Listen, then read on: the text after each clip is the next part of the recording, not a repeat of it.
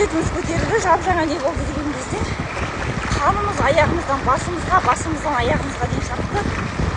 Бізді сауғып тұрған мына қан, бүкіл жүректен шыққан қан миға, бүкіл клеткаларымызға баруы керек. Сол кезде біз тоңбайтын боламыз, энергиямыз көтеріледі, стресс, депрессиядан шығамыз, иммунитет көтеріледі және қанымыз тап-таза болып тазаланады. Денсаулықтың кепілі міне осы.